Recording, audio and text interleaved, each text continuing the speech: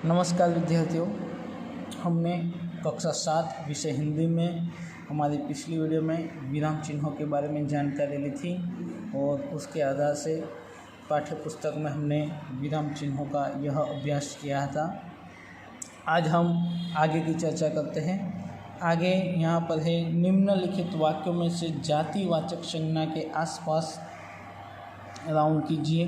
तो यहाँ पर कुछ 4 वाक्य दिए गए हैं और इन वाक्यों में से हमें जातिवाचक संज्ञा खोजनी है। तो सबसे पहला, मनुष्य अन्य प्राणियों से श्रेष्ठ है। तो यहाँ पर जो मनुष्य है, मनुष्य शब्द जातिवाचक शब्द है। दूसरा, शिल्पा ने 4 पौधे लगाए। तो पौधे जो शब्द है, पौधे शब्द जातिवाचक है। तीसरा, शहर के लोग सुबह शाम टहलने जाते हैं। तो यहाँ पर शहर शब्द जातिवाचक है। चौथा, फूल सबको अच्छे लगते हैं। तो फूल शब्द जातिवाचक है। तो इस तरह से यहाँ पर हमें जातिवाचक संज्ञा खोजनी है। तो यह आपको अपनी नोटबुक में लिखना होगा। और आज हम होमवर्क के बारे में थोड़ी चर्चा करेंगे। आज मैं आपको थोड़ा होमवर्क दूंगा, उनके बारे में थोड़ी जानकारी भी दूंगा जो आपको अपनी नोटबुक में लिखना होगा। तो आगे होमवर्क में हम यहाँ से शुरू करेंगे। यह तो आपको लिखना ही है। उसके बाद प्रश्न 5,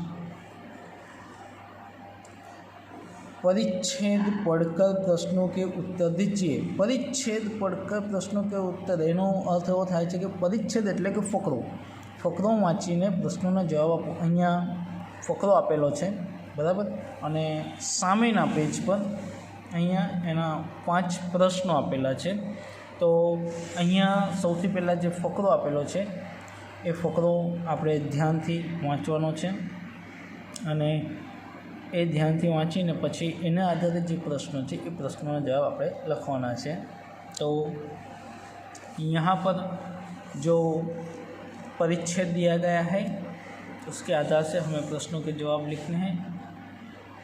तो यह आपका होमवर्क है, यह आपको नोटबुक में लिखना होगा। फिर आगे बढ़ते हम स्वाध्याय की तरफ। तो स्वाध्याय में सबसे पहला है अंदाज अपना अपना। कथनी और करनी में अंतर, विषय पर अपने विचार लिखिए। એટલે અહીંયા કથની અને કરની વચ્ચે શું અંતર છે એના વિશે તમારે તમારા પોતાના વિચાર લખવાના છે। પછી આપણે જોઈએ दूसरा है कथनी और करनी में अंतर विषय पर आपके दोस्त ने जो विचार लिखे हैं उन्हें पढ़िए। आना પછી તમારા મિત્રએ જે વિચાર લખ્યા છે કથની અને કરની પર એ તમારે એ મેળવવાના છે। એ નોટબુકમાં લખવાના નથી પણ તમારે મેળવવાના છે। તમારા મિત્રોને પૂછવાનું કે તમારા શું વિચાર છે। आगे है करके दिखाइए। कोष्ठक में दिए गए शब्दों को उचित क्रम में रखकर उदाहरण अनुसार वाक्य लिखिए।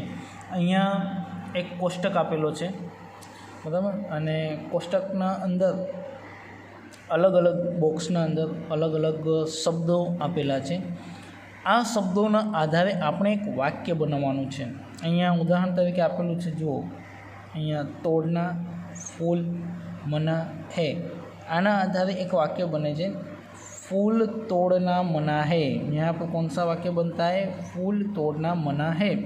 तो આવી જ રીતે આપણે આમાંથી શબ્દો શોધીને એ શબ્દોના આધારે આપણે વાક્ય બનાવવાનું છે।